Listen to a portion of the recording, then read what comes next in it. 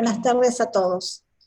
Bueno, vamos a dar inicio en el día de la fecha a la primera charla sobre la ley 3371, que es la ley que va a regir nuestra materia arancelaria a partir del día 7 de noviembre que entra en vigencia.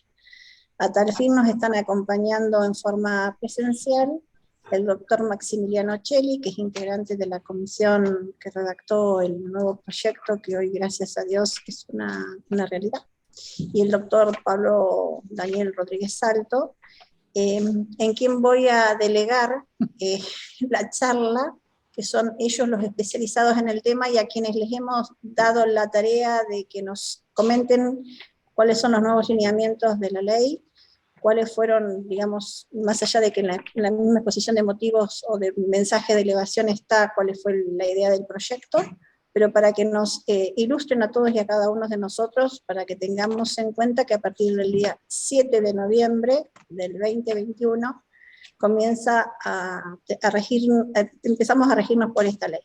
Los dejo en manos no sé de quién, del doctor Maximiliano Celli. Muchas gracias a todos. Hola, buenas tardes a todos y a todas, a los presentes, acá en la sala y a los que están por Zoom.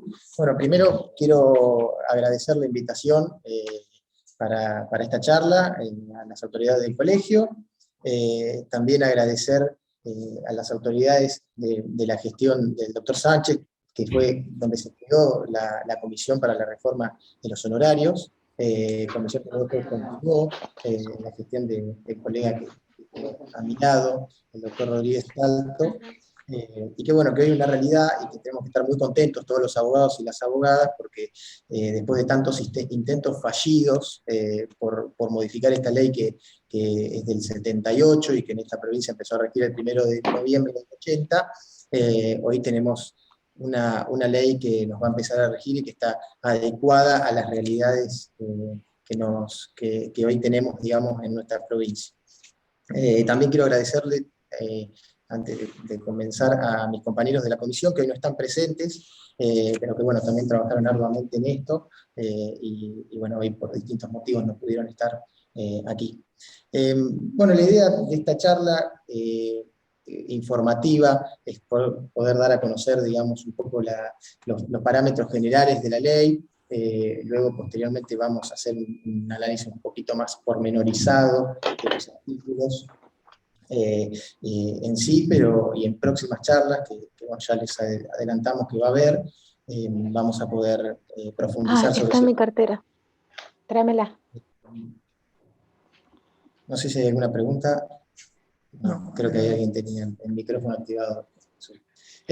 Bueno, en primer lugar, quiero rescatar que esta ley que estuvimos, digamos, trabajando, el proyecto, tuvimos sobre base varias legislaciones provinciales que fueron actualizadas en los últimos años, incluso también la ley nacional, que este es otro punto que hoy en día los abogados que estamos teniendo, digamos, que cumplimos la profesión acá en la provincia de La Pampa, y también en el Foro Federal vamos a tener que acostumbrarnos a tener dos legislaciones, en las cuales vamos a tener que echar mano para poder ver el tema de los honorarios. Pero bueno, hay diferencias, sí, pero no son grandes las diferencias que hay en algunos artículos, verán que son muy similares. Y bueno, yo voy a hacer un pantallazo general de cuáles son los aspectos, digamos, más relevantes que se trataron en esta ley, y luego le voy a dar la palabra al doctor Rodríguez Salto, que va a tratar dos temas que son, digamos, bien interesantes y novedosos, y nos van a servir para la profesión. En primer lugar, lo primero que hemos tratado en esta ley es de organizarla a través de títulos, de parágrafos y de artículos, los cuales tienen cada uno sus definiciones y los títulos, precisamente para poder identificarlos. Para poder identificarlos de manera precisa, y para que los operadores jurídicos puedan trabajar, digamos, fácilmente, ya sea tanto los abogados como los jueces que van a tener que aplicar esta normativa. Dentro de los primeros artículos, lo que hemos tratado de disponer es, digamos, el ámbito de aplicación, que es idéntico al que teníamos hasta el día de hoy en la antigua ley. Sí tratamos en el artículo 2 el tema de la retribución fija, que si bien estaba en la ley anterior, sí hicimos algunos agregados en esa materia. Los agregados están, digamos, en el inciso A y en el inciso B, y hay una prohibición, expresa, que puede ser invocada por el cliente para el cobro de los honorarios para quienes tienen la retribución fija o trabajan en relación de dependencia. Otro aspecto que me interesa destacar de las primeras partes de la ley es la novedad del artículo cuarto, que es el tema de la embargabilidad y el monto, digamos, de la embargabilidad de los honorarios. Ahí establecimos que obviamente los honorarios tienen carácter alimentario y se estableció un límite a la embargabilidad de los honorarios, excepto para las litis expensas y los alimentos. Ese límite es del 20%, está en otras legislaciones provinciales y en la ley nacional también está con el mismo porcentaje. Ese porcentaje, digamos, está adecuado a lo que hoy en día también la legislación en materia laboral de lo que es el porcentaje de límite de embargabilidad de los honorarios profesionales. Esa es una norma nueva que no estaba en la anterior ley que nos regía, y que si bien en la jurisprudencia ya había algunos fallos, bueno, los fallos y la jurisprudencia era digamos, dispar, con cierta, digamos, diferencia en el porcentaje que se aplicaba, y siempre quedaba la discrecionalidad del juez y de la causa en particular cuál iba a ser el monto, digamos, o el límite de embargabilidad, lo cual hoy ya lo establecimos específicamente en la ley. Después, otro aspecto relevante es la deuda de valor y los intereses moratorios, que eso va a ser tratado por el doctor Rodríguez Salto en forma detallada a continuación, que es también un aspecto muy, muy importante que se ha establecido en este proyecto y en lo que hoy es la ley.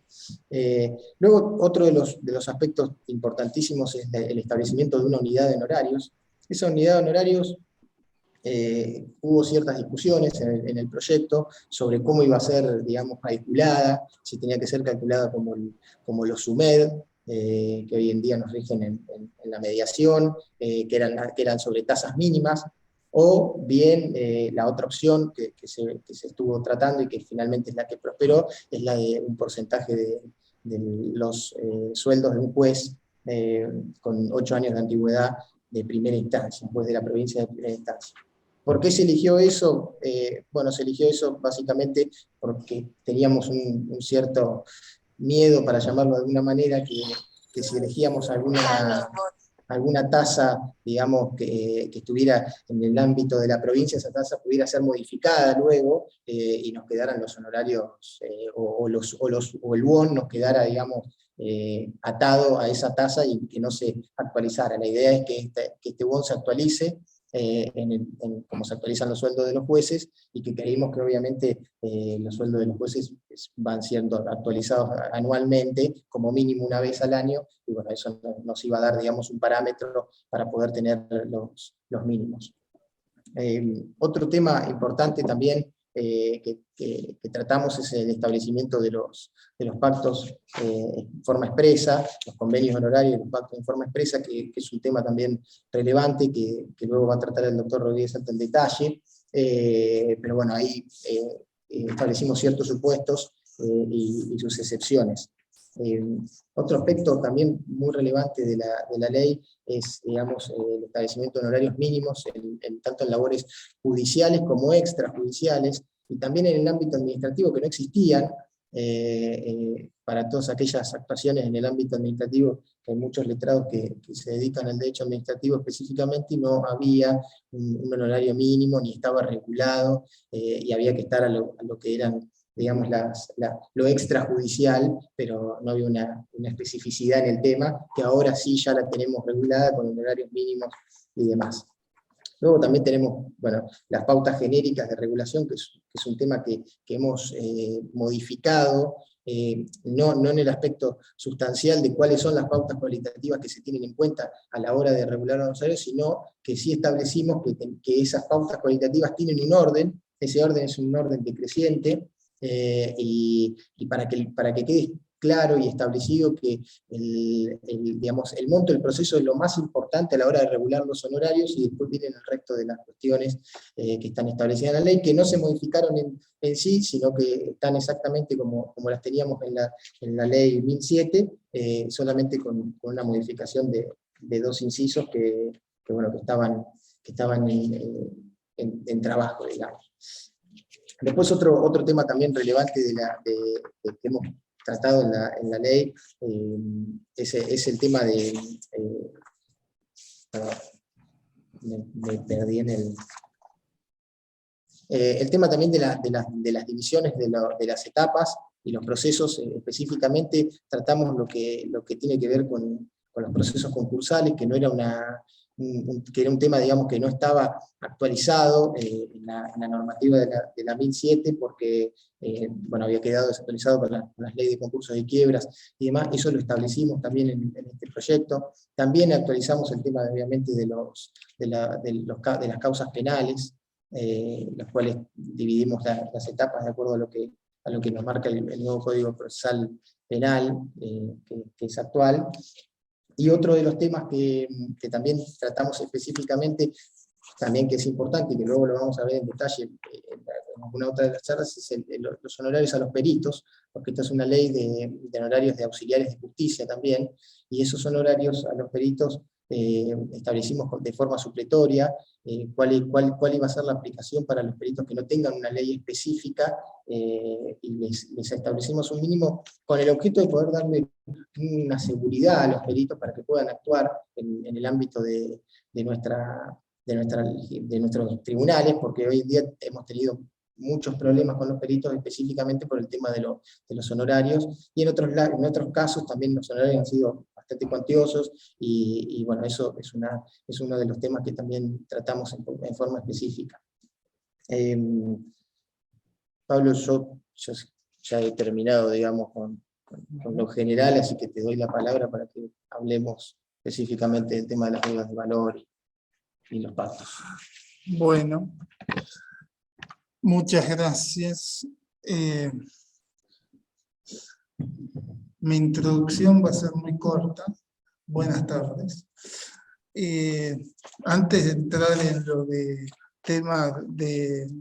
dos temitas que yo voy a tratar con algún grado de profundidad, porque me parece que son interesantes de ver por lo novedoso. Esperen que primero voy a tratar de compartir pantalla, a ver si esto me sale.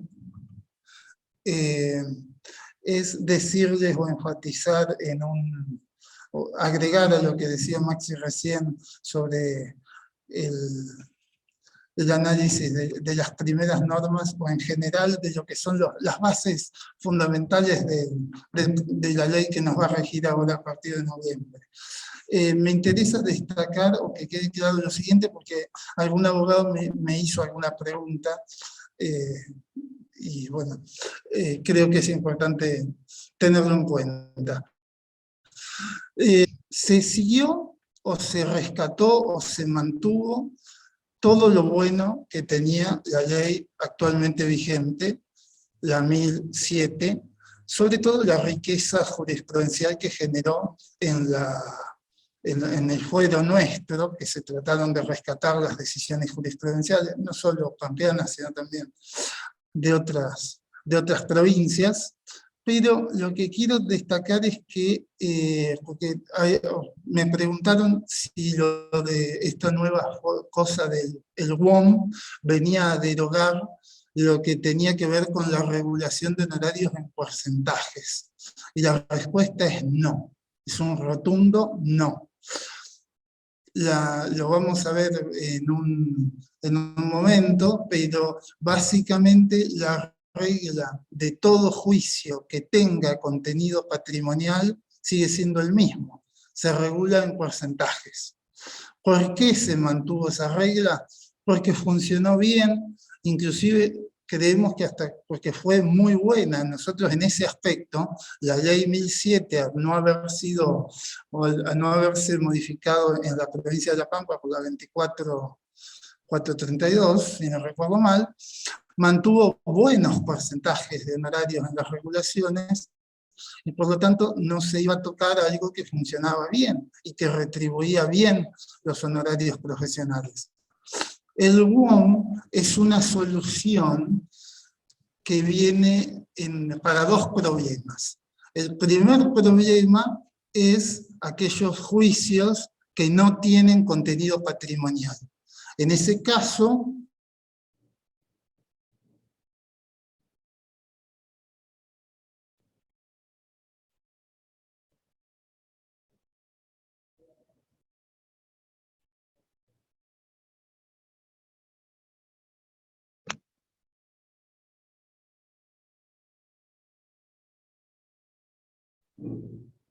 Qué bueno.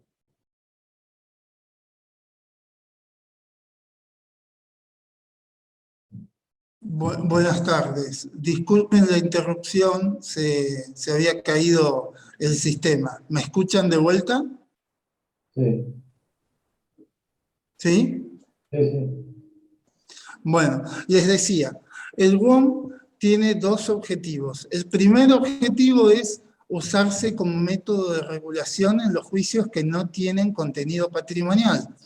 En esos juicios, hasta el día de hoy, como todos sabemos, el método que se usa es el tuntunómetro o el ojo de buen cubero, donde el juez hace algún razonamiento de algún tipo, porque la ley solamente da pautas cualitativas, y llega a un número después de ese razonamiento. El problema es que en la mayoría de los casos, el fundamento de la regulación de honorarios o falta o es muy escueto, y por lo tanto nosotros no podemos saber si el monto que se reguló tiene coherencia o está desconectado de lo que es la tarea que hizo el abogado. Entonces, para esos casos, el legislador decidió establecer un método de escalas de WOMS entre un máximo y un mínimo, donde por lo menos el juez tiene un parámetro monetario, porque de lo que se trata es de retribuir con una suma, en definitiva, de dinero. Entonces, el WOM va a dar esa solución. Y el otro caso, que no es para los juicios sin contenido patrimonial, es que el WOM se puede utilizar como, voy a decirlo sin tapujos, como una suerte de índice de actualización.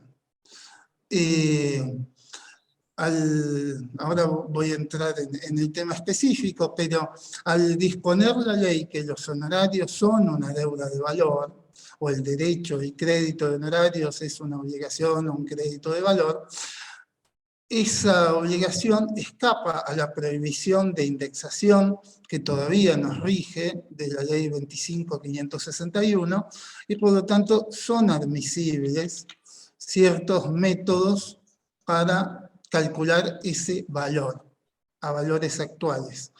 Todas las legislaciones provinciales más modernas, sobre todo las que se han hecho cargo de reconocer que hace varios años que existe inflación en nuestro país, han utilizado este tipo de métodos porque no hay otro posible para tratar de llegar a un número que refleje la realidad. Nuevamente tengo conexión inestable, así que si se corta, me esperan un segundo, ¿sí?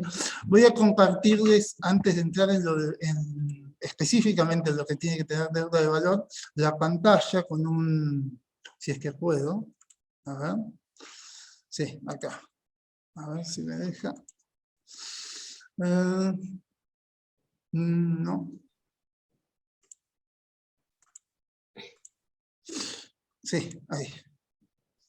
La tecnología no termina de ser lo mío, pero espero que lo estén pudiendo ver. ¿Están pudiendo ver ahí el PowerPoint? ¿Mm? ¿Sí? ¿Se ve? Ah, genial. Bueno, lo veía acá a mi espalda, bárbaro. Bueno, voy a decir 2 o 3 pinceladas que me interesan para completar, simplemente con algún comentario, la introducción que hizo recién el doctor Cheli, y después paso a lo de deuda de valor, que creo que es lo que reviste más interés porque es algo novedoso para nuestra ley, ¿no? Bueno, el ámbito personal, como dijo, no había cambiado en casi absolutamente nada, solamente se agregó lo que tiene que ver con procesos administrativos y de mediación, y después, como ejes estructurales o principios estructurales de protección del honorario contra la inflación, los 3 puntos son establecer que el honorario es una deuda de valor, fijar el WOM, que ahí tienen el valor a septiembre de este año, 7.640 pesos, y el tercer punto es que se obliga, a mi ver, ¿no?, como punto importante, se obliga a que cuando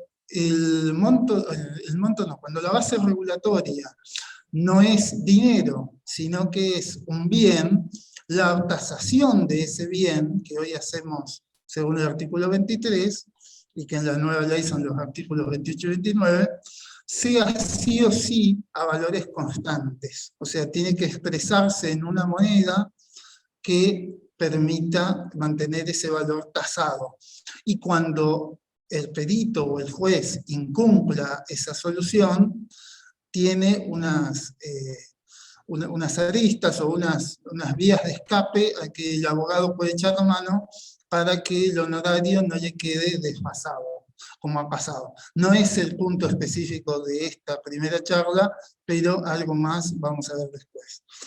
En lo que tiene que ver con la protección del honorario, esto lo dijo Maxi también, pero básicamente en el artículo 4 se estableció el carácter alimentario y el límite de la embargabilidad. El carácter alimentario tuvo mucha importancia, sobre todo en las provincias que han declarado la emergencia en el pago de sus deudas. Entonces, en ese caso, declarar con carácter alimentario los honorarios ha servido para escapar a esas leyes de consolidación. Afortunadamente, nosotros todavía como pampeanos no hemos llegado ahí, pero bueno, podría suceder. Como segundo punto, las escalas en WOM, como dije, son para cuestiones sin valor patrimonial. En cambio, para las que tienen valor, o sea, para donde hay un contenido patrimonial, sigue la misma regla que nos rige hoy, que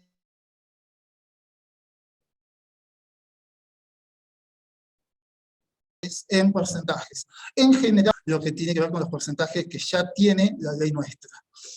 El tema de la utilización del WOM tiene una aplicación mayoritaria, sobre todo en temas de familia, en los temas no patrimoniales de familia, donde, vuelvo a decir, se utilizaba lo que gráficamente yo llamo el tuntunómetro, o hacer las regulaciones al tuntún.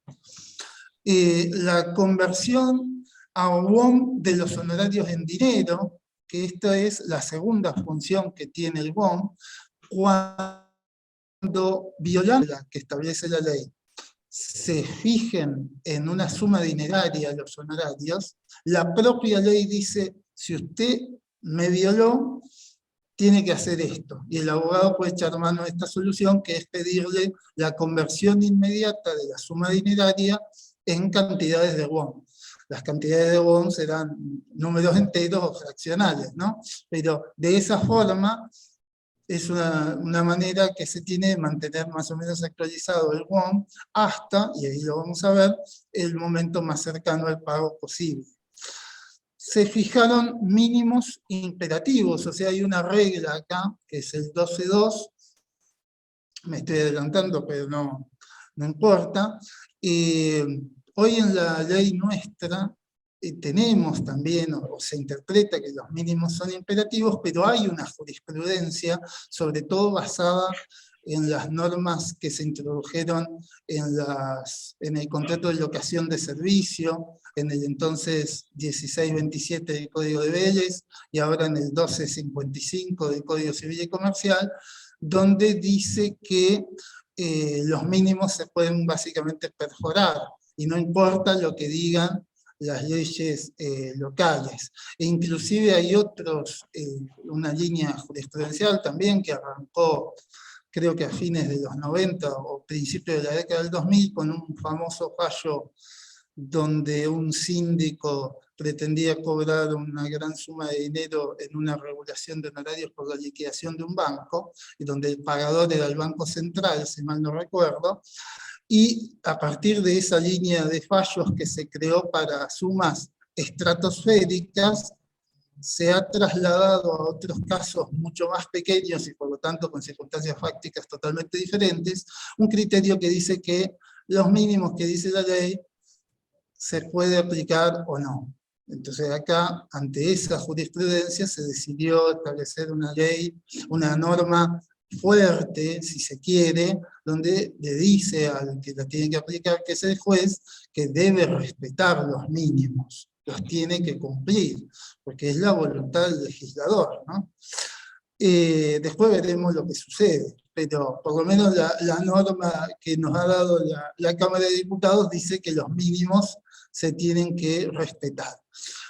Los mínimos se pueden perforar por voluntad de las partes, o sea, el abogado con su cliente puede, hasta cierto límite, que es 1/3, perforar el límite. Y eso está bueno porque permite cierta cintura, vamos a decir, al momento de negociar.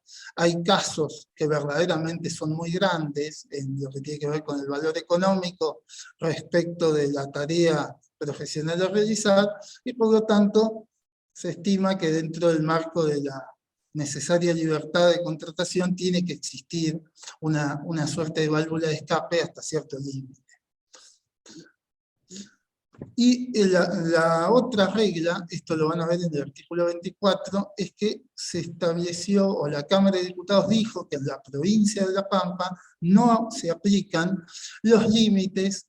Yo le puse como resumen a la responsabilidad por costas, pero básicamente son el antiguo 505 y 1627, más creo que es el 730 ahora, y el 1255 del Código Civil y Comercial, pero también la norma de la Ley de Contrato de Trabajo, que dice básicamente lo mismo. Dice esa norma que la provincia de La Pampa no adhiere. Acá hay toda una controversia constitucional de quién puede regular esta materia.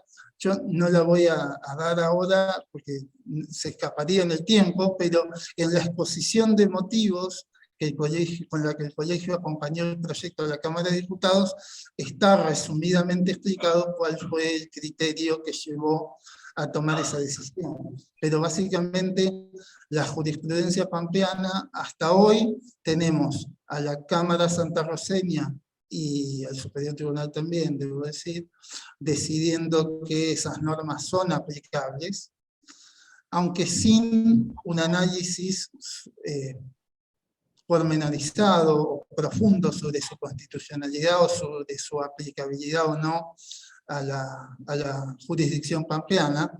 Y mientras tanto la Cámara Civil piquense dijo desde siempre, ya desde el dictado de la ley 24432, que esos límites invadían competencias provinciales y por lo tanto eran o inaplicables o inconstitucionales. Entre las dos decisiones, por lo menos el legislador pampeano decidió enfatizar la competencia local respecto de la competencia nacional en la materia. Y el último punto, como protección del tema de honorarios, está que el interés moratorio se fijó en la tasa activa del Banco de La Pampa, lo cual es una tasa muy buena para proteger los honorarios.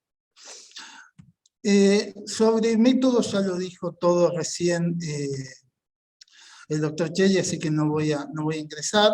Simplemente paso a lo que me compete, que es describir dos cositas. En lo que tiene que ver con el artículo 2, el último párrafo es nuevo, total, es ese que está ahí, que lo que dice básicamente es que la excepción a invocar la ley de aranceles que resulta de tener un contrato de locación de servicios o en relación de dependencia por la cual el abogado cobra una suma fija o global, pero que está a sueldo, yo lo grafico así, para que se entienda básicamente, esa prohibición de invocar la ley de aranceles, el cliente la puede invocar también, tanto en el incidente donde se pide la regulación de honorarios, como también en la ejecución de los honorarios mediante la excepción de inhabilidad de título. Esto pareció importante meterlo porque el problema para debatir en ese tipo de casos o de procesos esta cuestión era que no se puede invocar, probar y discutir la causa de la obligación. Entonces, hubo fallos, yo ahí cito 3 de General Pico, donde el abogado Picarón dijo, acá no me disputan la causa, pagame y después haceme el juicio ordinario. Bueno, y la Cámara le dijo, un momentito, lo evidente sigue siendo evidente, y por lo tanto lo vamos a discutir acá y ahora. Y me parece que es de toda justicia que no permitirnos a nosotros los abogados borrar con el codo lo que escribimos con la mano, y por lo tanto deberíamos ser los primeros en reconocer cuál es el efecto de los contratos que firmamos. Por eso, y por esa jurisprudencia que está citada ahí, se incorporó esa norma. Esto no. Deuda de valor, bueno, este tema, esto sí es todo nuevo, digamos. El análisis que yo voy a hacer muy brevemente del artículo, vamos por inciso o por párrafo. Acá está transcripto en la parte de arriba la partecita del artículo y un breve comentario abajo. En esta parte, el primer párrafo, lo único que hace es hacer una suerte de definición que también implica tomar una decisión jurídica, que es decir que la deuda de honorarios es una deuda de valor, que es lo que le permite aplicar, como decía antes, algún índice de actualización. El siguiente inciso, el inciso segundo, o el parágrafo segundo del artículo 5, establece los modos de fijar los honorarios. Aclaro lo que ya dije hace un ratito, cuando hay contenido económico son porcentajes, y cuando no hay contenido económico son won. No tengan miedo, no hemos perdido lo bueno que tenía o que tiene la ley 1007, ¿sí? Y su traducción a sumas dinerarias se realizará al momento más cercano posible del efectivo pago, fijado como regla para mantener o llevar lo más lejos posible el efecto actualizador, digamos. ¿Sí? Conexión inestable de vuelta, bueno.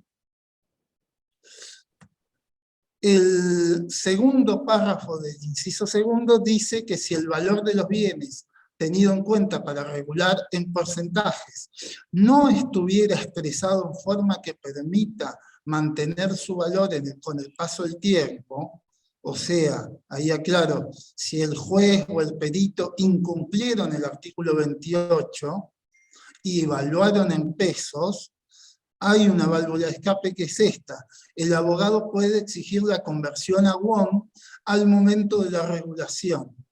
Deberá pedirlo dentro del plazo para recurrir la regulación de honorarios. Esto, que se fije un plazo, tiene que ver con la cosa juzgada, ¿no? Alguna seguridad jurídica hay que darle a todas las partes del proceso y por lo tanto algún plazo tiene que establecerse. Esta petición dice aplica cuando no son bienes del artículo 29, porque en el artículo 28 está la regla que hoy es el 23. O sea, la evaluación genérica de bienes muebles o inmuebles tiene que hacerse a valor real. Eso es básicamente lo que dispone el artículo 28. Y después en el artículo 29 hay ciertos casos de bienes en especial, donde por una cuestión de rapidez, la ley elige métodos fáciles o al alcance de la mano, sin necesidad de elegir un perito, un tasador. Por ejemplo, cuando se evalúen ganados en movientes. En ese caso, lo más fácil para todo es tomar la cotización del mercado de Liniers y se acabó la discusión, ¿sí? Cosas por el estilo. No hay que hacer difícil lo que es fácil. Bueno, cuando estamos en un caso como este, de que podrían ser ganado, también podrían ser títulos que estén en bolsa, cosas por el estilo, la base regulatoria va a estar fijada en pesos, porque cotizan en pesos. Y por lo tanto, ahí hay que convertir en won, y el artículo 29 prevé también que el juez debe convertir en won. Cuando lo incumpla, lo que tiene que hacer el abogado es no dejar pasar el plazo, será 3 o 5 días de acuerdo al caso, y pedir o recurrir la decisión pidiendo la conversión a won. Pero hay todavía una cláusula de escape más, o sea, un tercer salvavidas, que es ¿qué pasó si se me pasó el plazo de 3 días o 5 días? Bueno, el artículo 28 prevé que si transcurre un año sin que haya pago de los honorarios y no hubiera fijado en un valor constante, supongamos un predio rural valuado en dólares, así sea a dólar oficial, pero una moneda que tenga relativa protección contra la inflación, si transcurre un año desde la regulación firme hasta que me paguen, puedo pedir una tasación nueva, ¿sí? Y el último párrafo del inciso segundo dice, cuando la regulación no puede hacerse sino en una suma de dinero, en ese mismo momento se la traducirá en la cantidad equivalente a won, cuya conversión a una suma dineraria al momento del pago será el monto a pagar por el obligado. Y aquí yo aclaré lo siguiente. Cuando se proyectó la norma, no se imaginaron casos que pudieran encuadrar en esta válvula de escape. No obstante, para aquellos inimaginables casos, se previó la norma para tratar de proteger el honorario. ¿Sí? El inciso tercero es el que prevé los intereses moratorios y tiene dos partes, dos momentos en realidad. Prevé antes de la conversión y después de la conversión.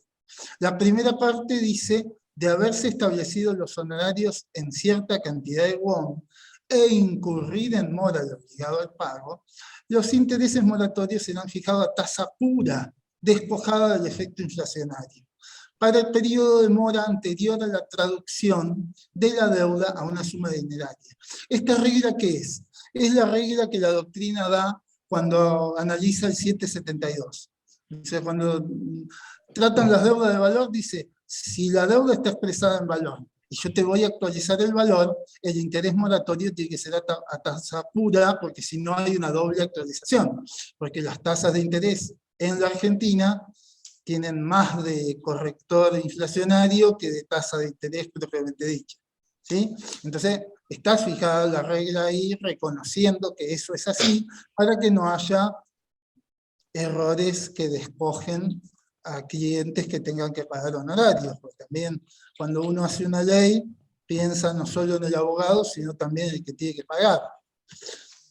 Entonces, primer punto que resulta de acá, no hay interés moratorio alguno sin mora. Es una tautología, pero vale la pena tenerlo presente. ¿Qué pasa con los honorarios que están regulados en porcentaje? Porque el texto de la norma no los alcanza, por lo menos expresamente. O sea, a esos honorarios, ¿qué interés les aplico?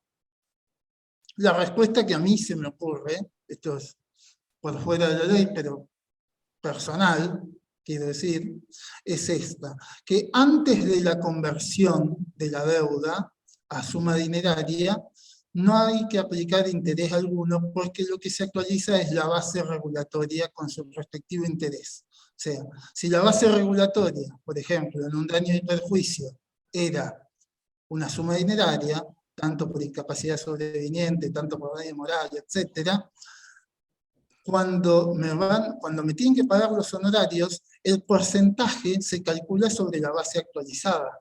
Entonces, al actualizarse la base, yo no necesito aplicar una tasa de interés sobre el honorario, porque la propia base ya lo contiene, ¿sí? Sobre todo pensemos que si está expresado en dinero, se va a aplicar como mínimo la tasa mix, que ya tiene un componente corrector de la inflación. Yo no puedo aplicar dos actualizaciones sobre un mismo monto.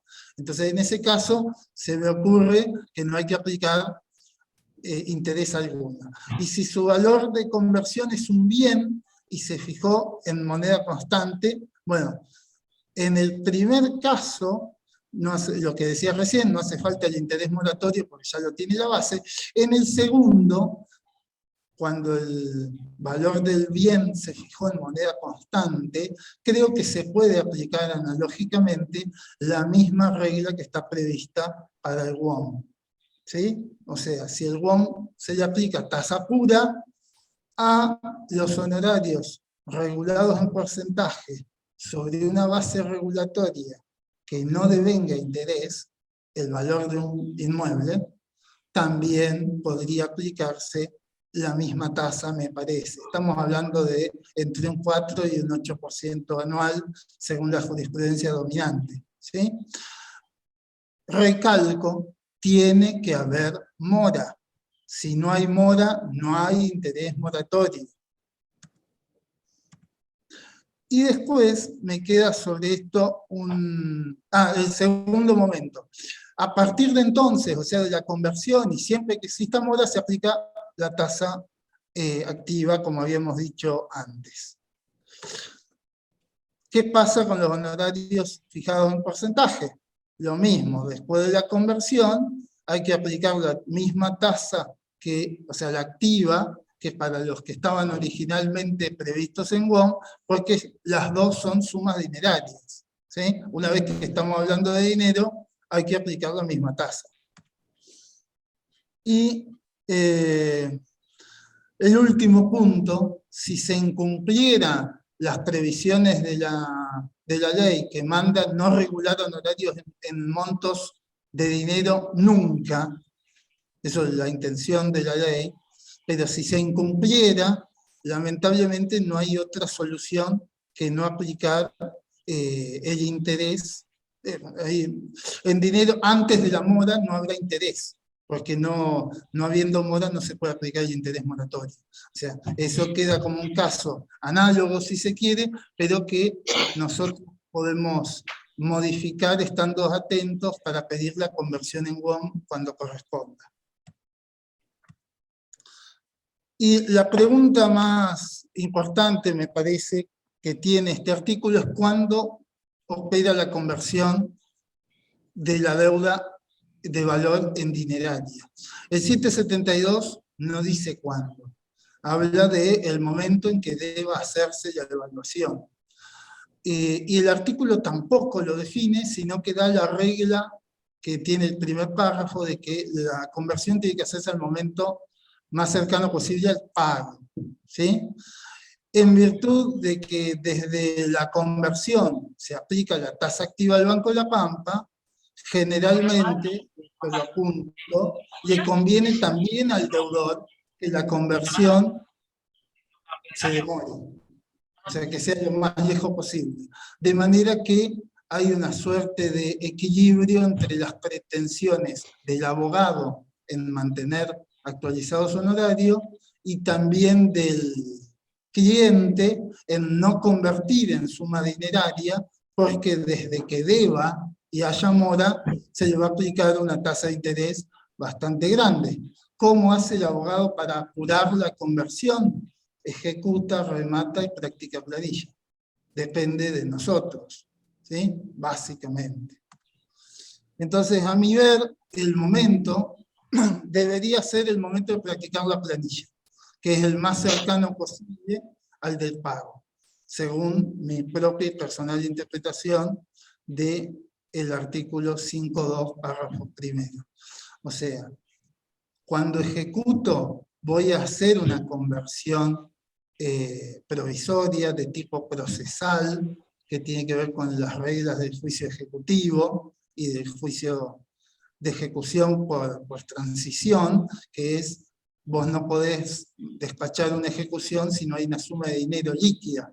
Entonces en ese momento va a haber una conversión, pero esa conversión va a ser, tal como dice la doctrina y la jurisprudencia también respecto de esas normas, provisoria.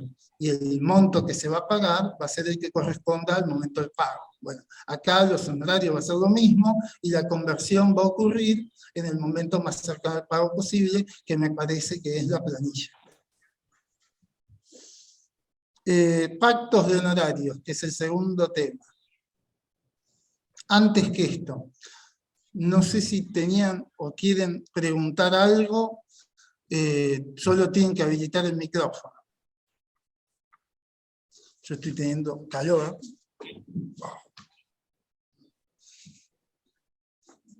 También, por supuesto, esto es una charla, así que el que no esté de acuerdo y quiera plantear una idea distinta, encantado, ¿no? Sobre todo estamos hablando de una ley que todavía no nos rige, así que es todo guitarreo por el momento. Sí, doctor. ¿Cómo fuera la actividad por aplicación de la actividad que puede dar a vos con respecto a los horarios que se regulen del marco de la 2007?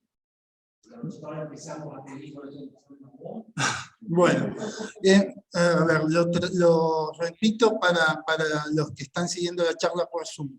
El doctor pregunta cómo jugaría la conversión de los honorarios a WOM respecto de los honorarios que se estén regulando hoy, o hasta el 6 de noviembre, en base a la ley 1007.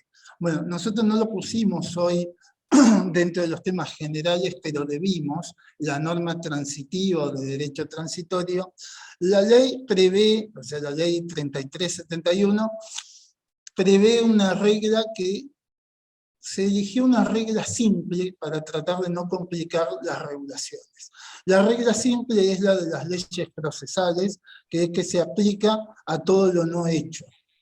¿Sí? Entonces, toda regulación no realizada, no estoy hablando de regulación no firme, sino regulación no realizada, o sea, inexistencia de fallo de primera instancia regulando honorarios, que ocurra o que haya que regular a partir del 7 de noviembre, se le va a aplicar la ley nueva, con independencia de cuándo se haya hecho la tarea. Si la regulación se hizo antes, pero se sigue discutiendo después, como probablemente pueda suceder con apelaciones, no se va a aplicar la nueva ley. Se va a mantener la vigencia o los criterios de la ley 1007 y habrá que aguantarse las consecuencias hasta los casos nuevos. ¿Sí? Pero se trató de elegir una norma que, de derecho transitorio, que es tal vez el más difícil de los derechos de hacer, porque genera un montón de problemas al momento de decidir. Hoy lo hablábamos hace un rato con la doctora Karina, que me decía qué puede pasar con las tareas ejecutadas antes si se le aplica la ley nueva. Bueno, ¿pueden haber inconvenientes? Sí, pero si se hace una división y hay que ponerse a clasificar lo que hiciste antes y lo que hiciste después, yo creo que el problema va a ser mayor. También confío en que como la ley nueva no tiene diferencias sustanciales en las cosas buenas que tenía o que tiene la ley 1007, los problemas no van a ser tan grandes en el derecho transitorio para decidir cuál ley se aplica. ¿Sí? Confiamos en eso. Reconozco, doctor, que puede haber algún problema, lo reconozco, lamentablemente son inevitables. El criterio de la ley transitoria es el que acabo de decir. A regulaciones no hechas al 7 de noviembre se aplica la ley nueva. A lo hecho pero no firme antes, sigue con la ley vieja. Tajante, imperfecto, pero claro.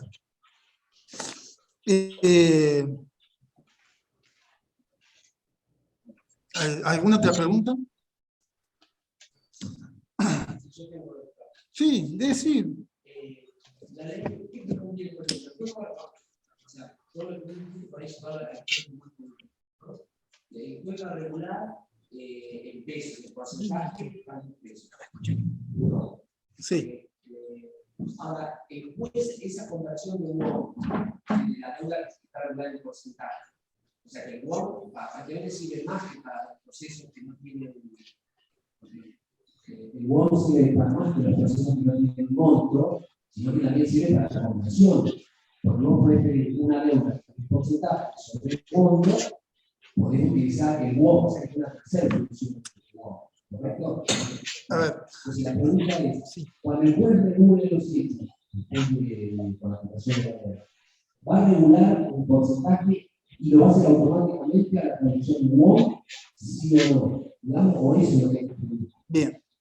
La pregunta que hace, y que la repito para el Zoom, por si no se escuchó, es si cuando el juez regule en porcentaje de honorario, lo va a convertir en WOM.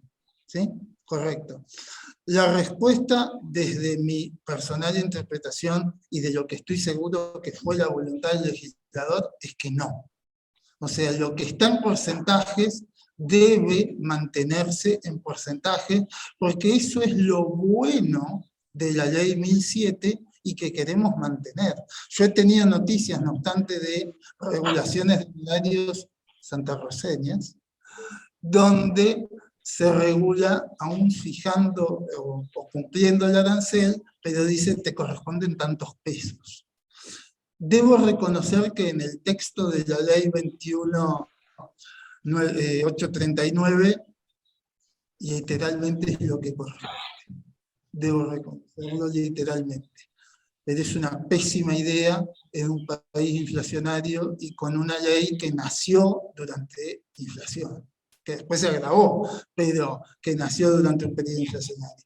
O sea, a ver, para decirlo claramente, nosotros tenemos que evitar,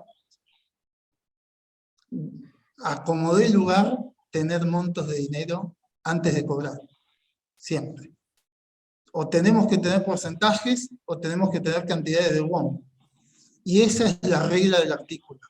La regla del artículo dice que la conversión en dinero es el cuco de la ley. Ese está en el momento del pago, no antes, o en el momento más próximo al pago.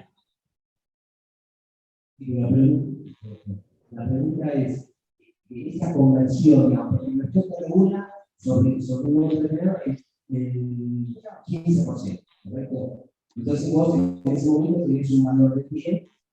La pregunta es, ¿conviene ese valor de ese 15% sobre un bien que está contando sobre un bien de $1 pesos? Ya tenés 150.000 pesos regulados. ¿Conviene ahí pedir la regulación en WOM, la conversión en WOM? Bueno, la respuesta mía por lo menos es esta. Si la base regulatoria está en pesos, ¿sí? Si la base regulatoria, o sea, suponete, se discutió la propiedad de un vehículo y se dijo, este vehículo vale 200.000 pesos, le regulo al actor 20%, 40 lucas. Bueno, ahí, como vos sabés que el monto no se va a actualizar, porque ya te lo fijaron en pesos cuando te hicieron la tasación, que ese fue el error, que el artículo 28 te dice, no hagas esto porque esto es lo que la ley no quiere. Así, o sea, si vos tasás en pesos, regulás en porcentaje, obtenés un monto en dinero, si tasaste en pesos, si tasaste 200.000 pesos el auto y le regulás el 20%, eso al momento de la regulación son 40.000 pesos de honorario. Automáticamente pedís y convertís en WOM. Son 10 WOM, con ello vamos a poner lo que sea.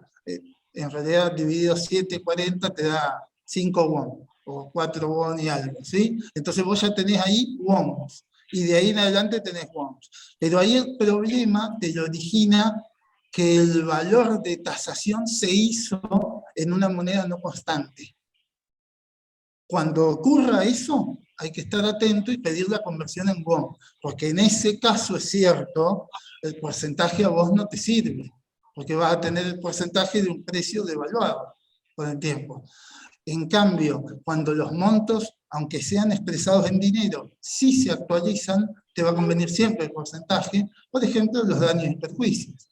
En los daños y perjuicios te fijan los montos de las indemnizaciones, siempre con intereses, salvo que te los hayas comido en la demanda, que bueno, sería tremendo. Pero la regla va a ser que hay intereses. Entonces la base va a tener siempre interés y vos no necesitas convertir algo que se va a calcular sobre una base actualizable. ¿Sí? Sí. Los intereses que se están, o sea, esa actualización WOM se la porque va sobre el valor de después. Ese llega a tasa pura.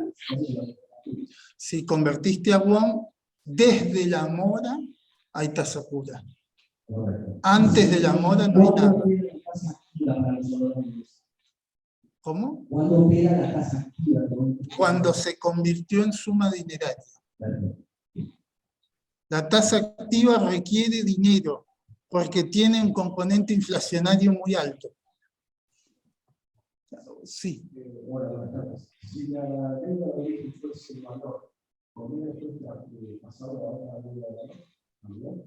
Bueno, a ver, me están preguntando, lo digo para el Zoom, si la deuda de origen, o sea, si la base regulatoria fuera una deuda de valor, si conviene al abogado convertir los honorarios en WOM o no conviene.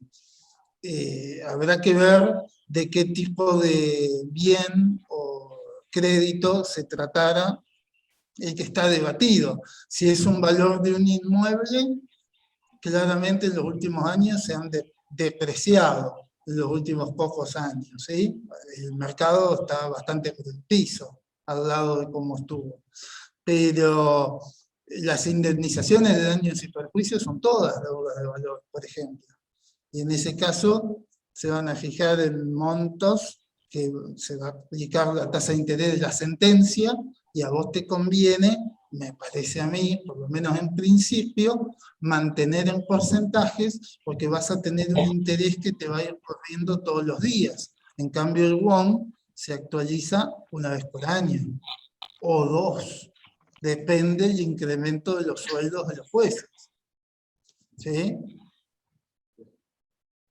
No sé si había otra pregunta. Igualmente esto tiene que ver más con cómo interpretamos la economía de este país que con otra cosa que es muy difícil de responder. Puede pasar exactamente lo contrario y que el valor de los inmuebles vuele, etc.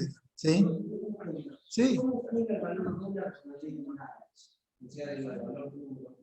Si vos discutís dólar, ya tenés una deuda de valor actualizada. Si vos discutís un reclamo de dólares, vamos a poner el más fácil, una ejecución hipotecaria en dólares, vamos a suponer. Sí, correcto, como deberían. En general, Pico, desde que yo conozco, siempre las tasaciones de inmuebles se hicieron en dólares.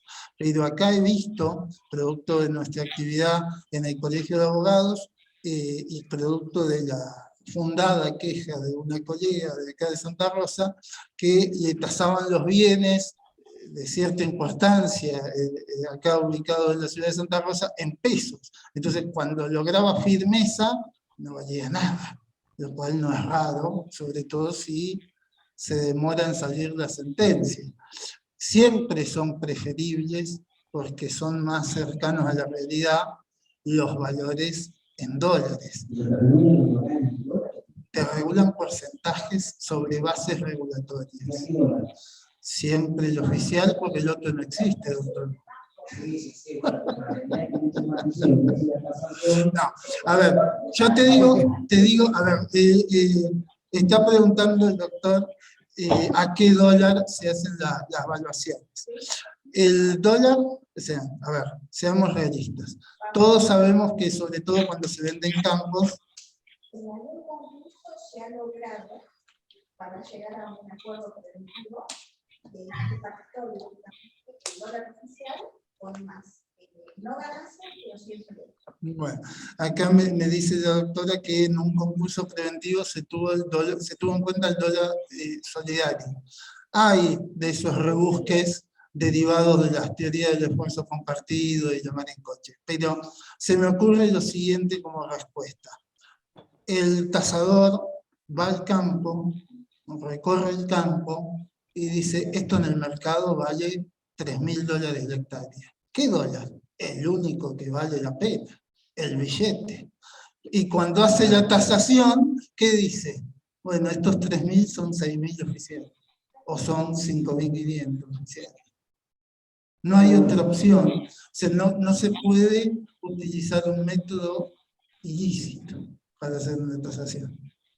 También debemos pensar que cuando uno hace una ley de honorario o lo que sea, tiene que pensar en algún nivel de estabilidad y que en algún momento vayamos a tener otra vez un valor único de dólares, supongamos, en algún momento. Yo creo que no podemos seguir eternamente con 3 o 4 tipos de cambio. Sí, pero de tasa a $3.000 de hectárea y la toma del billete, o sea que le está tasando a menos. Cuando en realidad, prefiero que haga la traducción en peso así, porque si la elección en realidad, y luego está tomando $1.20, pero está haciendo una tasación mentirosa, porque está dando un margen de calidad a algo que en el mercado no, entonces está pasando de forma tramposa. No, yo no creo que sea tramposo, porque el tasador dice, si vos tenés que vender este campo, por 3.000 oficiales, nadie te lo vende. El tipo me dijo, esto vale $300 de hectárea. Obviamente yo tengo que dar que pagar ese tipo de cosas y $300 de hectárea vale 10 tipos, como 10. Pero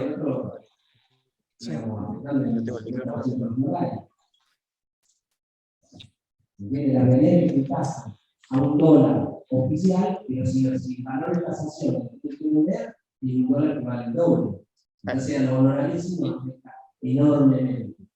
Es correcto lo que usted plantea, doctor, y ha sucedido, esto como un adicional, ha sucedido que los juzgados también han estado tomando como dólar, digamos, o como valor del dólar, por lo menos acá en Santa Rosa, yo lo he visto, el dólar que se llama el dólar MEP o el dólar bolsa, que hoy en día están más cerca del dólar billete, que conocemos el dólar billete, que del oficial, pero es el que han estado tomando y que sería una salida, digamos, elegante, para decirlo de alguna manera, legal al tema del dólar. Hoy lo tenemos más cerca del dólar billete, pero hace 3 o 4 meses atrás estaba a la mitad. Entonces, bueno, eso también ha sido una salida que han estado tomando los juzgados, por lo menos que de la experiencia personal. Hola, sí, no sé dentro de lo que es el Zoom si hay preguntas o no. A ver, voy a tratar de dar una lectura. Bueno, se me cortó, está bien. Espero que hayas vuelto. ¿Cuándo y dónde se publicarán los valores actualizados del WOM? Bien, ¿cuándo y dónde se publicarán los valores actualizados del WOM? El cuándo es cada vez que se actualice se va a publicar la actualización. El dónde, el Superior Tribunal de Justicia ha informado al Colegio de Abogados que va a crear una pestaña dentro de la página del Poder Judicial donde va a publicar el valor del WOM. Hay otra pregunta más específica, es respecto a la regulación de honorarios de sede penal. ¿Cuál sería el mínimo? Bueno, a ver, no lo vamos a ver hoy, lo de sede penal, porque da para otra charla, pero sí digo lo siguiente, y sobre todo para el doctor, para que no se asuste. Sigue rigiendo la libertad. O sea, cada uno puede pactar lo que se le ocurra si encontrás a alguien que te lo pague, ¿no? Las reglas van a ser supletorias y está dividido el proceso penal y también el contravencional por etapas calculadas en WOM, porque sabemos que la libertad no tiene precio, salvo que usted diga lo contrario, doctor. Entonces, está calculado en WOM y está dividido el proceso en etapas, incluyendo la etapa recursiva, la de juicio oral, la investigación penal preparatoria, etc. Pero es un tema que no me quiero meter hoy, porque además la lectura, las respuestas se busca fácilmente leyendo las normas del capítulo de penal. Artículo 62, me dice acá del colega. ¿Qué otra pregunta? Si no hay ninguna, sigo. Sí, doctora. De la protección del honorario principalmente. Se supone que hay mínimos, ¿no? Por ejemplo, una situación en un campo se casa o se va a un hospital especial, hay mínimos recordados para eso, justamente para el trabajo del abogado o abogada. La jueza de primera instancia regula, no es la función, bueno, como diciendo eso. Se apela, se va a la cámara sin aplicar mínimos tampoco.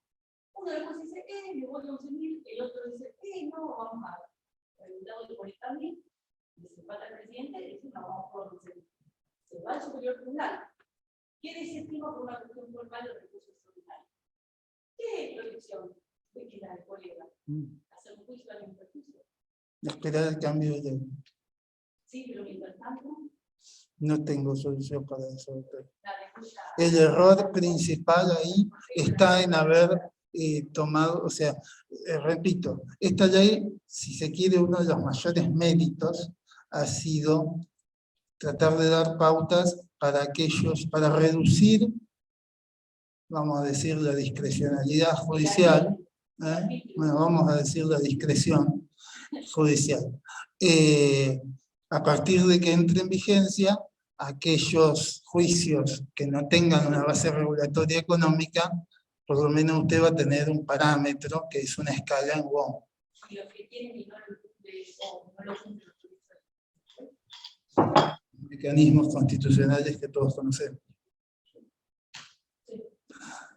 Una preguntita antes que sigas. Con respecto a los honorarios cuando uno trabaja en relación de dependencia. En la provincia, parece que la provincia no te tiene que pagar cuando le regula el juicio, pero la provincia te puede invocar que vos tenés relación de dependencia y que el sueldo cubre esa labor. Sí. Pero ¿qué pasa con los honorarios de un lado a favor de tercero? ¿Siguen pudiendo cobrar eso? A ver, respecto de lo que es el abogado a sueldo, la respuesta a esa pregunta sigue siendo la misma que antes. O sea, el abogado que está a sueldo no puede invocar ante su propio cliente la ley arancelaria y hacer la regulación de honorarios si está a sueldo. Estoy diciendo a sueldo como un conjunto abarcativo gráfico nada más. O sea, ese abogado no puede decirle a su empleador, sea la provincia o sea el kiosco Popa, me debes tanto de honorario regulado, y el otro te puede contestar, no, un momentito, no te debo porque para eso te pago según este contrato de suma fija o de suma periódica, ¿sí? El honorario que le regulen en el juicio a ese abogado, si hay una condena en costas a una persona distinta a su cliente, la puede cobrar también. Esa es la primera parte. Eso es así hoy y va a seguir siendo así después del 7 de noviembre. Y lo otro es, cuando la condena en costas es al cliente del abogado a sueldo, el abogado de la contraparte tiene una acción para cobrarle a mi cliente, digamos, sus honorarios, nacida de la sentencia que impone las costas. El convenio que yo tengo con mi cliente es, en ese aspecto, un inter alios acta, digamos, efecto relativo de los contratos. No puede... Tengo otra pregunta. ¿Qué pasa si vos, por ejemplo, yo tengo una serie de abonos que con alguna empresa el abono incluye los juicios, o sea, vaya con el culo, ¿no? Como en el caso este, y que en otro no incluye los juicios? No hay nada escrito con ninguna de las dos. La ley, si se establece alguna interpretación posible. Sí. La misma regla que estaba antes es la que está ahora. O sea, para los casos que no... lo que dice la regla es asuntos cuya materia fuera ajena a aquella relación. O sea, vas a tener que leer el objeto de esos contratos de locación de servicios para ver si la interpretación de ese contrato se deriva que es solo la tarea extrajudicial o también la judicial. No, no. A ver, tenés una. Si me preguntás a mí, tenés una. El artículo 3º te establece la onerosidad. La onerosidad. Ah, sí, sí, sí. Entonces, digamos, ante la duda, pero ante la duda. Bueno, perdón. Me dieron la pregunta de la evaluación fiscal, me dice acá Agustina, pero no sé qué era la evaluación fiscal. Hasta la semana pasada estábamos regulando porcentaje en evaluación fiscal. Bueno, voy a aclarar una cosa que no tiene que ver con la clase de hoy, pero que me parece importante decirlo. Se estableció una norma expresa en la ley que dice que la denuncia de bienes en las sucesiones, acompañando las evaluaciones fiscales especiales, e incluso las denuncias de bienes en cualquier proceso que no tenga por objeto esa denuncia la regulación de honorarios, no va a ser cosa juzgada respecto del honorario del abogado. Esa es una regla que la jurisprudencia santarroceña venía aplicando un criterio distinto, diciéndole teoría de los actos propios. Si vos dijiste que esto valen los bienes, no podés después decir que ese valor es insignificante. Bueno, exactamente. Lo que se interpretó, bueno, con la ley nueva no hay que hacer la reserva, porque lo dice la ley. La ley dice, ¿y cuál es el sentido de la norma? Vos no podés obligar al abogado a que cuando haga la denuncia de bienes en una sucesión, para poner el ejemplo más típico, denuncie un valor distinto o más alto al de la evaluación fiscal para generarle a su propio cliente una obligación tributaria más grande o costos mayores, porque lo pones en un conflicto de intereses al abogado con su propio cliente, entre cuidarse sus honorarios o cuidar el bolsillo del cliente. La ley no puede obligar al abogado a decidir entre esos dos momentos. Entonces, lo que dice la regla es, la denuncia que se hizo con objetivos fiscales no hace o no es vinculante a los efectos arancelarios. ¿Sí? Sí, me decían acá que está en la última parte del artículo 28, eso que acabo de decir. Voy a decir 2 o 3 pavaditas sobre lo que tiene que ver con pactos de honorarios. Por supuesto, no voy a explicar lo que son, la interpretación, ni nada por el estilo, porque somos todos abogados y por lo tanto sabemos, pero quiero ver si me anda. Primero, la ley actual solo prevé o regula una especie de los convenios de honorario, que son los pactos de cuota litis. El proyecto, en realidad la ley que va a regirnos, prevé o arranca previendo el género, pacto de honorarios, y después se ocupa de la especie, que es el pacto de cuota litis, donde la parte o nota característica, si se quiere, es el haya, ¿no? El haya y la participación en el resultado. La ley actual fija porcentajes máximos admisibles para el pacto de cuota litis, la ley nueva mantiene lo mismo, ahí no hay innovación. Repito, se trató de lo que funcionaba bien, dejarlo. Incluso en lo que tiene que ver con el método legislativo. Yo lo pasé, pero se trató de armar la ley para que las cosas estuvieran donde deberían estar de acuerdo a cómo estamos acostumbrados a leerla en la ley 1007, para que no sea un chino arrancar con una ley nueva. Dispone la ley actual, o la actualmente vigente, la prohibición del pacto en materia previsional de alimentos y dice de familia. Era, recordemos, una adhesión a la ley nacional. Con la ley nacional hubo jurisprudencia abundante diciendo, bueno, cuestiones de familia no patrimoniales, pero las cuestiones de familia patrimoniales no hay ningún problema en admitir el pacto de cuota litis. Bueno, la ley actual lo aclara. Dice, en esos casos es válido el pacto de cuota litis.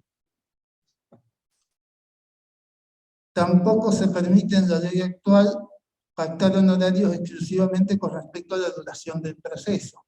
La finalidad de esta norma, si ustedes lo leen, es que el cliente no le diga a su abogado, mira, cuanto más tiempo me estires la ejecución, te voy pagando mes a mes, así no me rematan el auto y mientras tanto veo de dónde saco para pagar.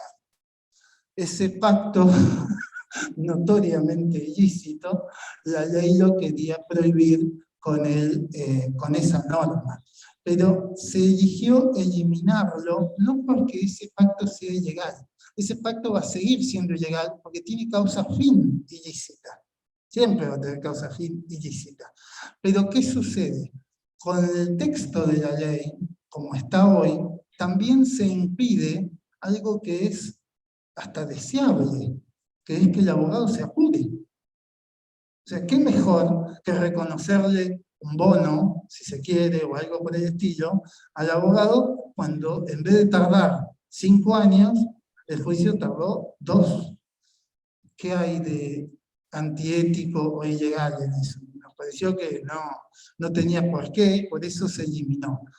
El pacto espurio que expliqué sigue siendo ilícito porque tiene causa ilícita, es nulo. Nulidad de la renuncia anticipada o pacto debajo de los mínimos, salvo con ciertos parientes. El texto actual del artículo 5. ¿Qué pasó con esto? La provincia de La Pampa en el año 91 dictó las leyes 1360 y 1395, adhiriendo al famoso Decreto Nacional de Desregulación, donde dijo que los mínimos no corrían más. Son leyes provinciales que siguen vigentes y se declararon de orden público en su momento. Bueno, la ley nueva declara imperativos, que en el significado no hay nada distinto entre orden público e imperativo, ciertos mínimos, ¿sí? Entonces, la ley nueva va a ser ley posterior respecto de esas leyes 1360 y 1395. ¿Me explico? Pero establece que es nulo el pacto, no que perfora los mínimos, sino que los perfora por abajo de 1/3 de los mínimos. Si el mínimo es 15%, el abogado no puede pactar menos de 5%. ¿Por qué? Se permite, yo lo decía como cierta cintura negocial, porque hay verdaderamente casos que son aventuras jurídicas y que le llegan a un abogado para contestar demandas estratosféricas con un beneficio de litigar sin gastos, y entonces tu cliente te dice, pero me están demandando por 30 millones de pesos por un choque de 2 bicicletas. Y dice, si me contestás la demanda, ya te debo 3 millones de pesos. Ofrecele algo.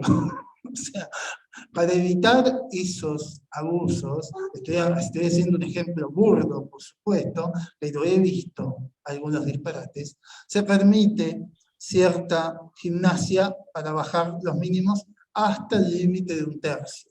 Se tomó una pauta como para dejar algo. Formalidad. La ley no prevé ninguna, la ley actual. Bueno, la ley que nos va a regir sí prevé, tiene que ser por escrito. Y a los fines de la prueba, esto resultaba de la doctrina, por supuesto, también y de las reglas generales de los contratos, pero bueno, ahí lo dice también. A los fines de la prueba se admite también el reconocimiento, la confesión del propio deudor, ¿no? Lo cual es totalmente natural. Es prohibida la cláusula que anticipadamente prevea que los honorarios sean compartidos entre el abogado y su cliente. Puse ahí práctica de ciertos acreedores masivos, sobre todo acreedores que ejecutan deudas por compraventa de electrodomésticos. He visto a colegas sufrir convenios de honorario en virtud de los cuales de la regulación de honorario el cliente le manotea un pedazo.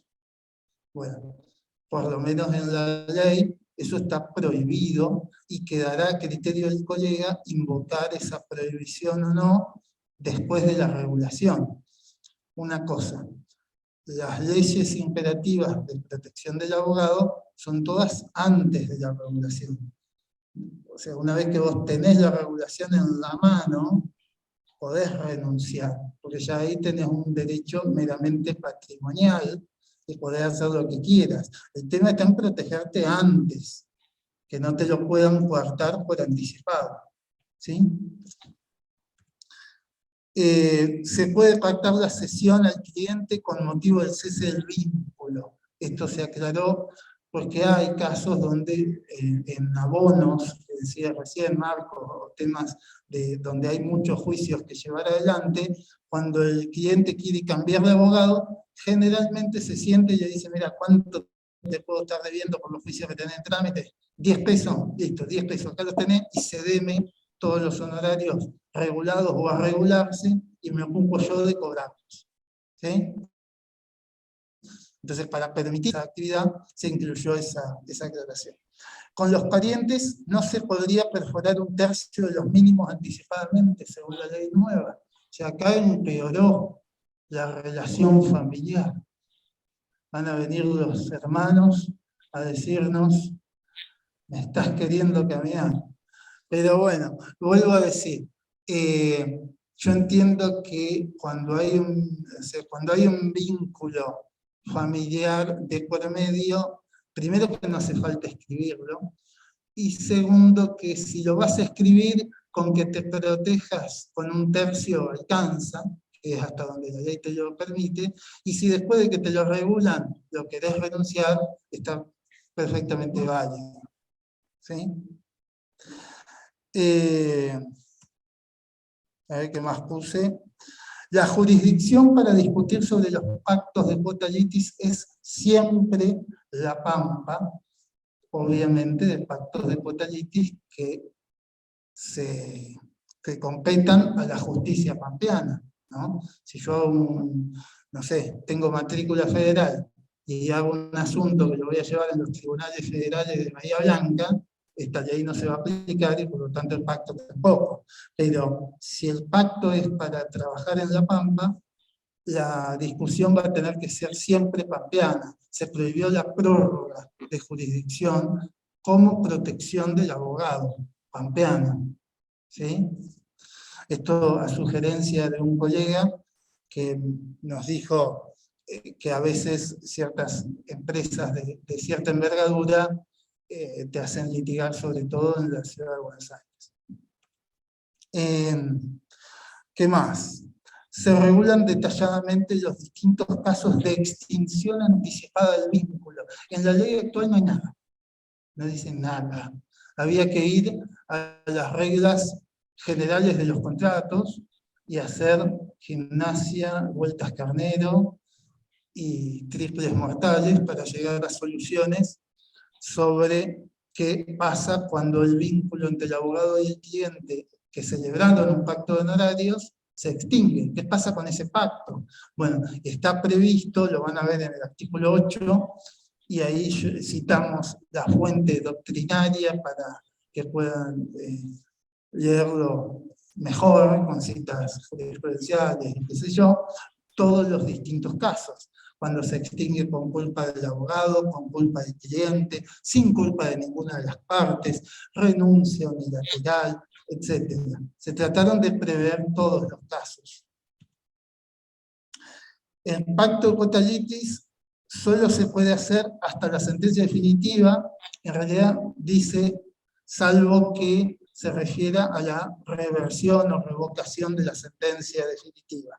Pero digo, como requiere el pacto de cuota litis ALEA, no se puede celebrar después de que ya ALEA desapareció.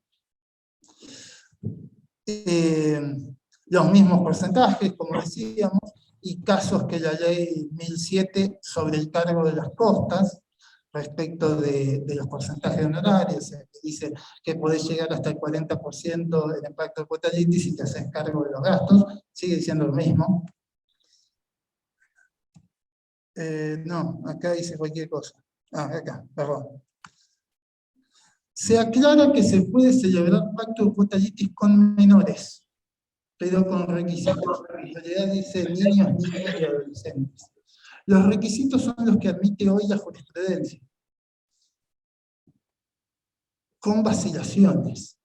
Entonces ahí está el problema y por eso se introdujo una norma para permitir los pactos de cuota litis con menores.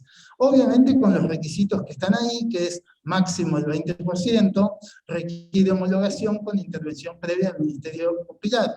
¿Por qué se permiten los pactos de cuota litis con menores?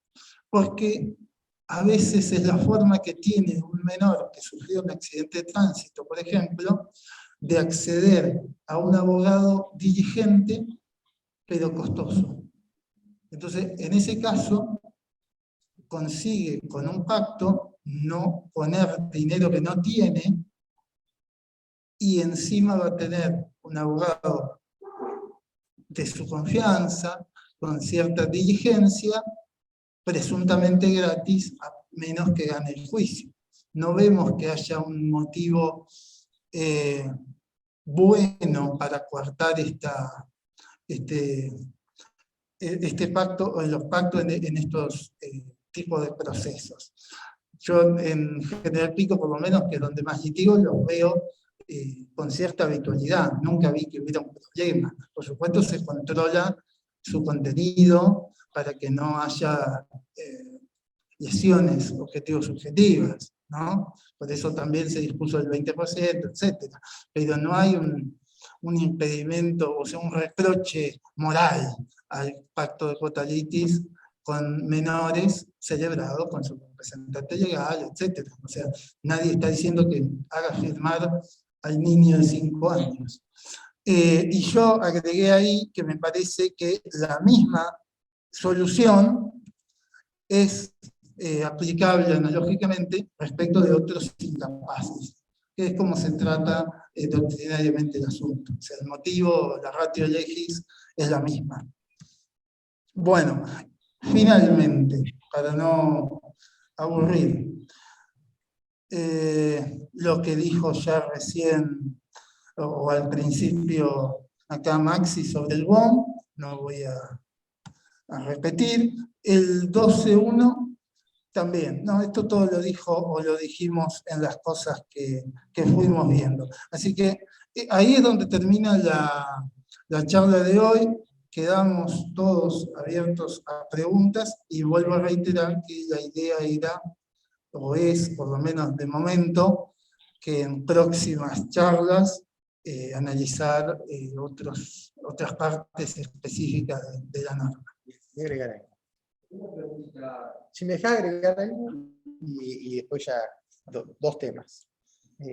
Uno de los temas que Pablo mencionó, que el tema de los clientes, de que también pensamos en los clientes, no solamente en los abogados, eso también está reflejado en el artículo 10, que lo pasamos por alto, pero es el tema del recibo de los honorarios, que siempre fue una discusión, y una discusión, y bueno, jurisprudencialmente, y optamos por ponerlo respecto de los honorarios, y obviamente que el recibo de honorarios efectuado se toma cuenta de los honorarios que efectivamente hayan sido regulados o deban cobrarse, a menos que diga que los honorarios son totales, ¿no? Recibos por el total.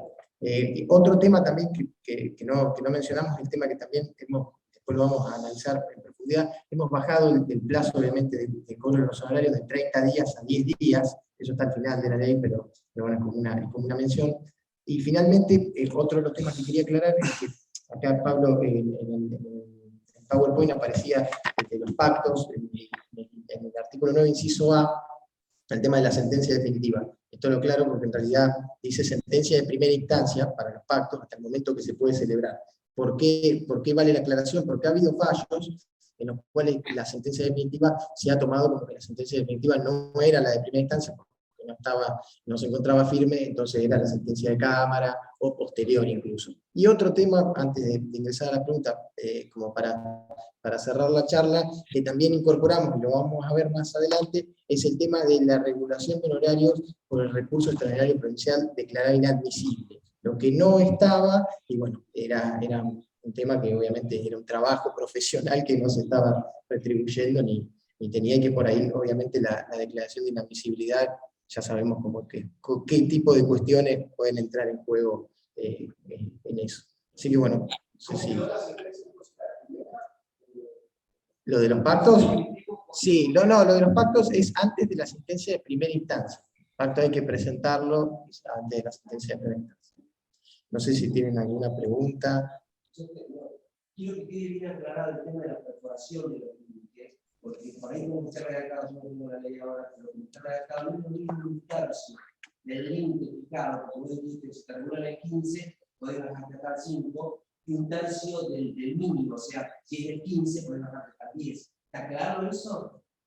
No, sí, entiendo, pero no. La primera de las interpretaciones es la correcta. ¿Sí? Sí, o sea, es un tercio del mínimo, hasta un tercio del mínimo. Entiendo lo que vos decís, pero bueno, veremos que, si nos interpretan de una manera u otra. Está bueno. Sí, porque como quedaba el punto ahí, era como quedaba la duda, ¿no? El 15 baja al 5 el piso. Y yo, por ahí le distinto, el 15 baja al 10, el 15. No de todo con o sea, un tercio que podés bajar. No, porque dice por debajo de un tercio de los mínimos legales. Bueno, habrá que ver. Entonces ahí, no, por debajo de un tercio de los mínimos legales. Lo que pasa es que una es la rebaja, si es el tercio, o el límite mínimo. Claro, yo la pregunta era, ¿hasta dónde puedes perforar? Si el caso 15, ¿hasta el 5 o hasta el 10? Yo creo que hasta 5. Sí, No sé, a ver, preguntas en el chat no hay. Les dejamos como, o por lo menos como pinceladas para los próximos temas, o para las próximas charlas. La ley tiene también un montón de novedades, por ejemplo, en el muy discutido tema de la transacción, los efectos de la transacción judicial respecto de los honorarios que no participaron, de los abogados que no participaron en la transacción. Un tema que ha sido muy discutido, que es muy opinable y que la norma toma una postura. Como puede haber muchas distintas, a veces podrá gustar o no gustar, pero se trató de elegir una solución que más o menos compaginara los intereses en juego para que el honorario del abogado que se fue del juicio no termine siendo un impedimento para que los procesos se trancen. Porque también tenemos que entender que hay gente haciendo juicios. Entonces el interés primordial tiene que ser el interés de la ciudadanía en resolver los conflictos. También tiene una norma especial respecto de las regulaciones de honorarios en los casos de daños y perjuicios. El tema de, actualmente la regla es que al abogado le corresponde honorarios sobre el monto que prospera y también sobre el monto que rechaza. Esa es la regla del fallo Marcos de Aguirre, del Superior Tribunal de Justicia. Bueno, la ley prevé que esa regla se mantiene para el abogado del demandado, pero el actor solo le corresponden honorarios sobre el monto por el que prospera, porque él tuvo dominio, en algún sentido, de la pretensión inicial cuando pudo reclamar 10 o 400. Hay algunas pautas novedosas. El beneficio de litigar sin gastos, se zanjó una también disputa jurisprudencial entre las ciudades de Santa Rosa, o las jurisdicciones de Santa Rosa y General Pico, respecto al beneficio. En Santa Rosa se hacía un monto bajo. En General Pico, porcentajes calculados sobre las costas del proceso principal. Me ha tocado ganar más plata en beneficios que en juicios de daños, y eso tampoco podía ser. Entonces se reconoce que había un problema en esa interpretación, y se fijaron parámetros más objetivos, pero que tampoco son los de 500 pesos.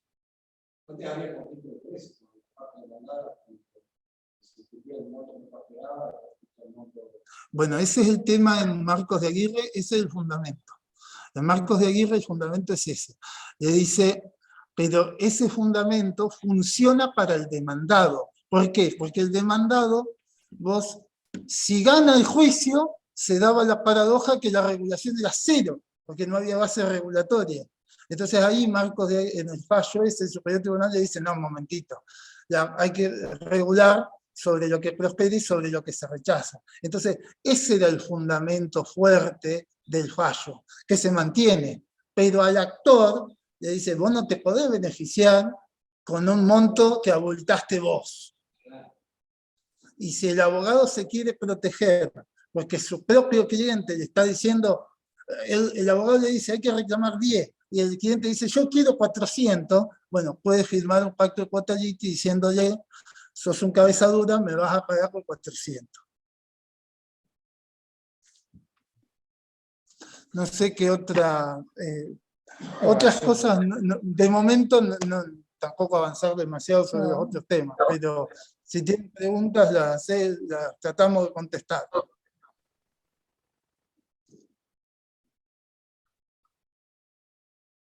Bueno, damos por finalizado entonces. Acá hay una. Pará. El mínimo de la consulta verbal, lo vamos a ver en el capítulo cuando veamos es menor al valor de la resolución y puede ser que el valor sea menos. O sea, la pregunta es que el mínimo de la consulta verbal con el nuevo WOM queda por debajo del que se había fijado en la resolución del Colegio de Abogados en el año 2020. Yo voy a decir lo siguiente. Yo era presidente cuando se dictó esa resolución y estaba y estoy en contra de aquellos montos. Me parecían demasiado desconectados de la realidad. La gente no podía pagar esos montos y lo sigo pensando. Pero más allá de esa idea sobre los valores, es normal que vayan a existir diferencias cuando lo que se tenía en cuenta era una recomendación que nosotros hicimos con el tuntunómetro, y ahora un parámetro que no depende de nosotros, sino que va a depender de los sueldos de los jueces. O sea, el parámetro del WOM lo que tiene también como trasfondo justificativo es que es verdaderamente una forma de tasar la tarea profesional, porque se está comparando con la tarea que hace otro abogado, nada más que ejerce la función judicial. Entonces tiene un motivo, un trasfondo comparativo de tareas, si se quiere, en algún aspecto. La resolución que nosotros habíamos hecho, yo creo que no. Más allá de que era un mero consejo. Pero bueno, yo no tengo prurito en decirlo. Estuve en contra y estoy en contra de esos montos. No creo que una consulta verbal, ni siquiera hoy, el abogado la cobre como promedio 3.000 pesos. No lo creo, sinceramente. A mí me parece que como promedio es mucho. Y estaba fijado como honorario mínimo. Estoy hablando de una consulta verbal.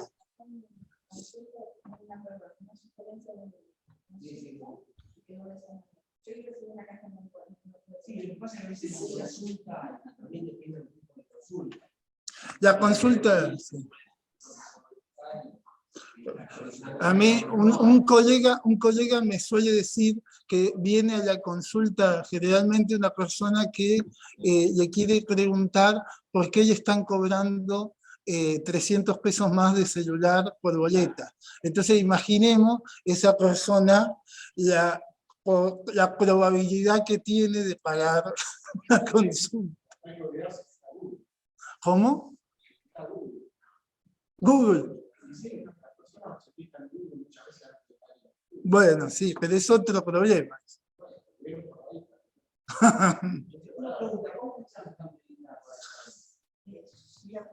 De acuerdo a la intención de concurrencia. Hay mucha gente la idea era hacer 2 o 3 clases. Por lo menos. Bueno, acá una abogada dice, el costo de la consulta verbal dependerá de la especialización del profesional sobre el tema. Por supuesto, a ver, quiero decir lo siguiente. Si yo me creo el Maradona del derecho y quiero cobrar 20.000 pesos la media hora de consulta y encuentro quien me lo pague, es legal y nadie me lo va a impedir. Lo que estamos hablando es otro tema, que es fijar mínimos.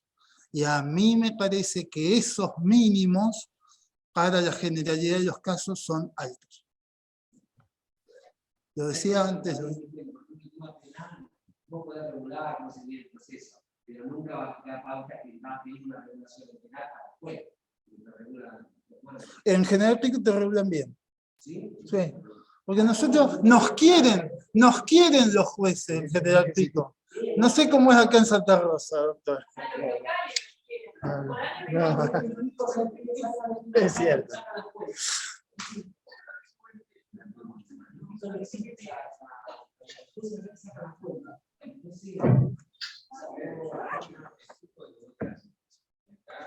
Bueno, y así nos va a ir Bueno, la damos por finalizada por el momento. Muchas gracias a todos por asistir, incluyendo la gente que está por la plataforma Zoom. Que tengan todos buenas tardes. Muchas gracias. Chao. Muchas gracias, acá les decimos.